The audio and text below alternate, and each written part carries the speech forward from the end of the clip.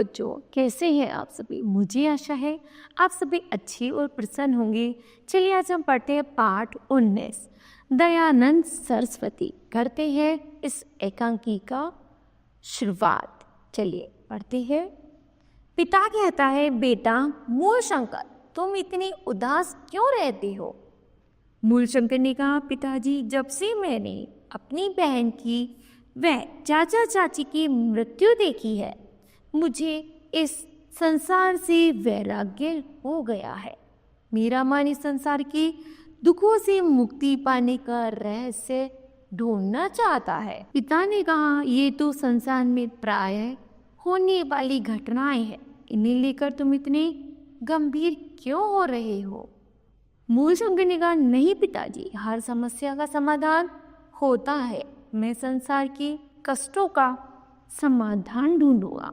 मूलशंकर सच्चे गुरु की खोज में चल देता है और उन्हें पूर्णानंद सरस्वती जी नामक महात्मा मिलते हैं। वे उनका नाम दयाशंकर सरस्वती रख देते हैं।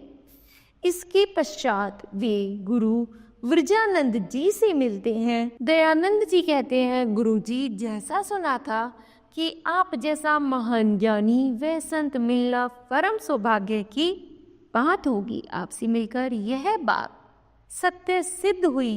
आपने मुझे वेदों का सच्चा ज्ञान कराया, सत्य असत्य का बोध व सच्चे सुख की प्राप्ति के उपाय बताए। मैं आपको देने के लिए कुछ दक्षिणा लाया हूं।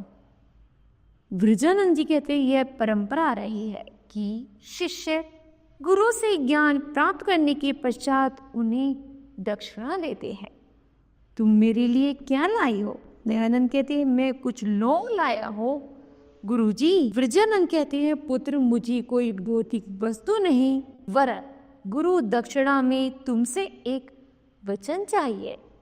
तुम प्रण करो कि पूरे भारतवर्ष में सत्य व ज्ञान की ज्योति जलाओगे। आज हमारा देश अंधविश्वासों और कर्म कांडों की चपेट में आ गया है। इस कारण भारतवासी बहुत दुख पा रहे हैं। तुम्हें उन्हें भ्रमों से निकालना होगा। हमारे देश में कन्याओं को शिक्षा से वंचित किया जा रहा है। तुम्हें उनके लिए पाठशालाएं खुलवानी होंगी और उन्हें आगे बढ़ाने के लिए पुरुषार्थ करना होगा। क्या तुम ये सब कर सकोगे? दयानंद जी कहते हैं, निसंदेह मैं यह सब करूँगा।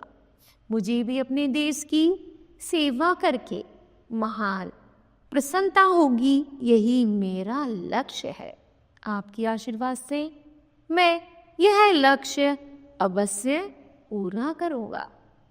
दयानंद जी ने अपने गुरु को दिया वचन पूरा किया और वेदों का प्रचार करके अंधविश्वासों का खंडन किया।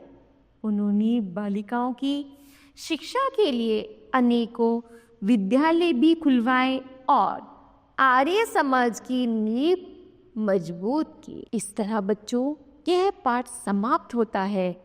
तो बताओ, आपको इस पाठ से क्या शिक्षा मिलती है? हमें शिक्षा मिलती है, यदि मन में दृढ़ संकल्प हो तो हम किसी भी कार्य को आसानी से कर सकते हैं। ठीक है, तो मुझे आशा है बच्चों, यह पाठ भी आप सभी को भली भांति समझ आया होगा। धन्यवाद।